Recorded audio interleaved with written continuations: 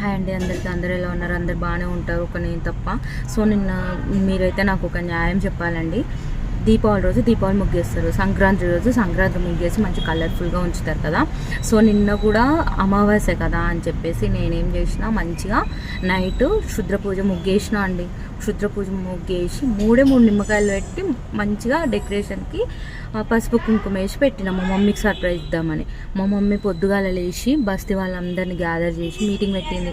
నేను లేచి చూసేసరికి మా మమ్మీ అందరితో మాట్లాడుతుందని, మమ్మీ ఏం చేస్తున్నావు ఇక్కడ అని చెప్పేసి అంటే, బిడ్డ ఇట్లా మన ఇంటి ముందు క్షుద్ర పూజ చేసిండ్రే, పసుపు కుంకుమ వేసిండ్రు, నిమ్మకాయలు పెట్టిర్రు అని మా మమ్మీలో పోదిబో అని ఏడుస్తుంది.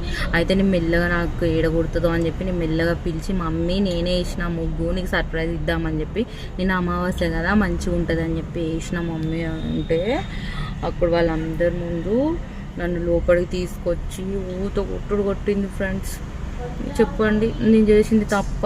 అందరు ఫెస్టివల్ చేసుకుంటారు కదా ముగ్గులు వేసి మంచిగా, అందుకే నేను కూడా ఇది కూడా అమావాస్య పెద్దగానే చేస్తారు కదా, అందరు అమావాస్య అమావాస్య అని చెప్తారు. మంచిగా ముగ్గు వేద్దాం, మా మమ్మీకి సర్ప్రైజ్ ఇద్దామని చెప్పి నేనేస్తే మా మమ్మీ నన్ను కొట్టింది.